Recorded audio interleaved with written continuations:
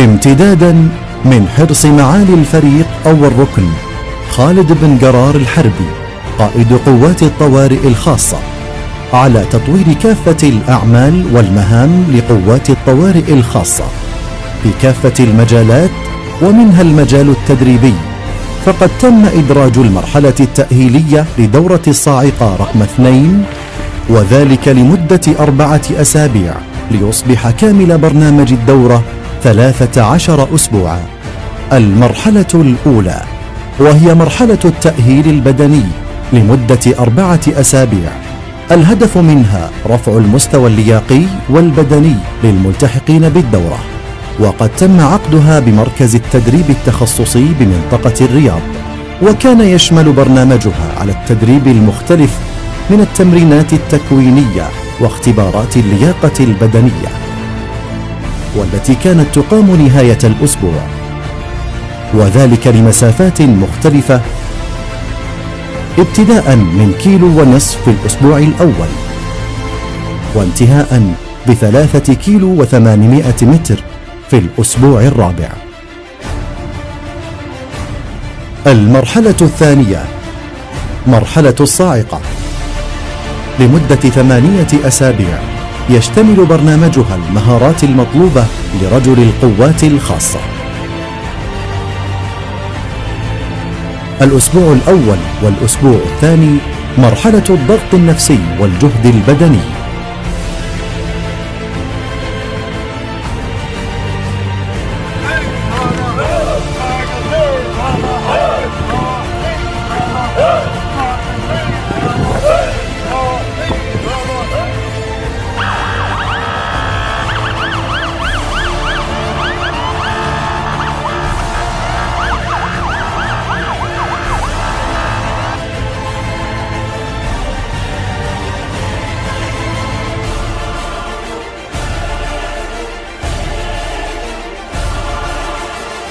واحد اثنين ثلاث خمس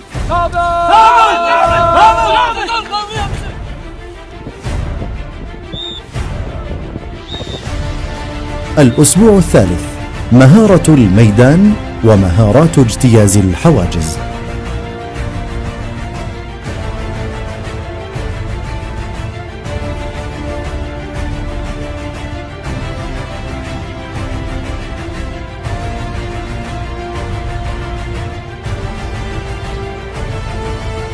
الأسبوع الرابع مهارة الأسلحة والنزول من البرج ومهارة الحبال والعقد. ومن خلال هذا الأسبوع تم انتقال الدورة إلى قوة الطوارئ الخاصة بمنطقة الرياض للاستفادة من المسبح. الأسبوع الخامس النزول من الطيران والمباني والاقتحام. الأسبوع السادس الأعمال البحرية، والذي تم فيها انتقال الدورة إلى محافظة جدة لمدة أسبوع كامل، والتدريب على كافة الأعمال البحرية.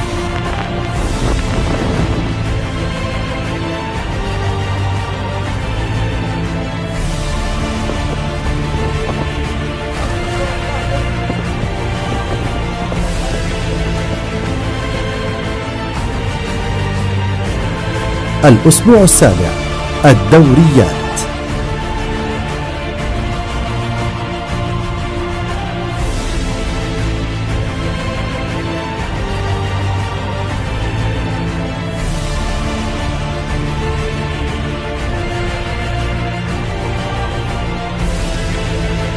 الأسبوع الثامن التعايش، وهي ركيزة أساسية في كيفية التكيف مع الظروف القاسية التي من الوارد جدا أن يجد فرد الصاعقة نفسه فيها، نظرا لطبيعة وخطورة المهام التي يكلف بها، والتي تفرض عليه البقاء خلف خطوط العدو والاختباء فترات طويلة لانتظار لحظة الهجوم المناسبة، فيتم تدريبه على كيفية سد جوعه من الطبيعة عن طريق أكل أي حيوان بري، وكيفية قتلهم بدون أدوات، وسلخهم وطهيهم إذا أمكن، وأيضا كيفية استخلاص المياه من بعض النباتات الصحراوية ليكونوا جاهزين لمواجهة أي خطر كان.